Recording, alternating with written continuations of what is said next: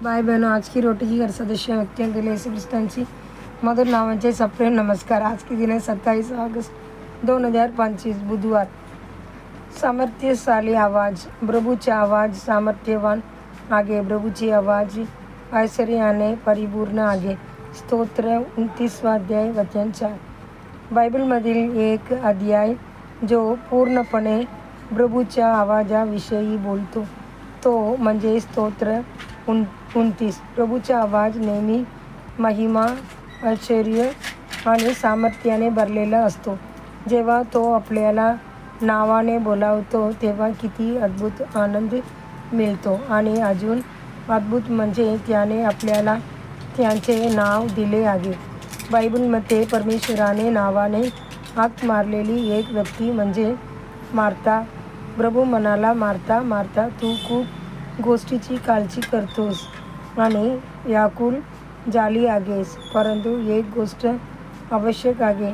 मरियाने उत्तम भाग निवडला आहे, तो तिच्याकडून कोणीही हिरावून घेऊ शकणार नाही।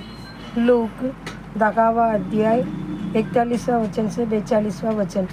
दोन बहिणी एकाच घरात राहत होत्या, पण त्यांची वृत्ती एकमेकांपासून खूप वेगळी होती।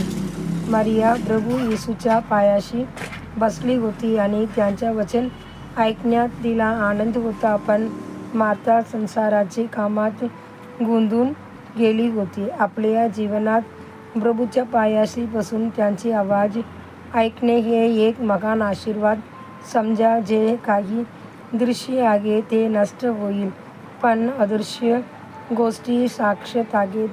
ज्याने ख्रिस्ताला आपला वाटा म्हणून निवडले आहे ते त्यांचे आगमनाची वेळी गौरवाने उचलले जातील, पण जे लोक या जगाच्या काळजीत गुंतलेले राहतात ते निष्फळ ठरतील। येशू देतो ती तारण, दिव्य शांती, आनंद आणि अनंत जीवन यासमोर जगातील काहीही टिकत नाही।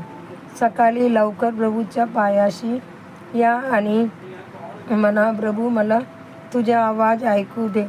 मी माझ्या अंतःकरणाचे द्वार उघडले आहे, माझ्याकडे ये, माझ्यासोबत जेव आणि माझ्याशी बोल। येशू म्हणतो, बघा मी दरवाजासमोर उभा आहे आणि ठकठक करत आहे।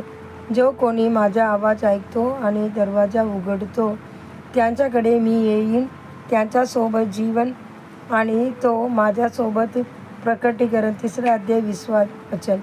मार्था आणि मरिया यांच्यात प्रभूचे आवाज ऐकण्याचा आशीर्वाद मरियालाचा मिळाला। प्रिय देवाच्या संतानो, आपणही प्रभूची पायाशी बसून त्यांचा आवाज ऐकत राहा आणि त्यांच्या आगमनासाठी तयार राहा। चिंतनासाठी वचन। प्रभूकडून मी एकच गोष्ट मागतो, तीच मी शोधतो की मी आयुष्यभर प्रभूची मंदिरात राहीन, त्याची सौंदर्याकडे पाहीन आणि त्याची मंदिरात त्याला शोधीन। स्तोत्र 27 अध्याय वचन 4। आजची बायबल वाचन सकाळी स्तोत्र 120 अध्याय, 121 अध्याय, 122 अध्याय। संध्याकाळी 1 कोरिन्थियस 9 अध्याय। धन्यवाद।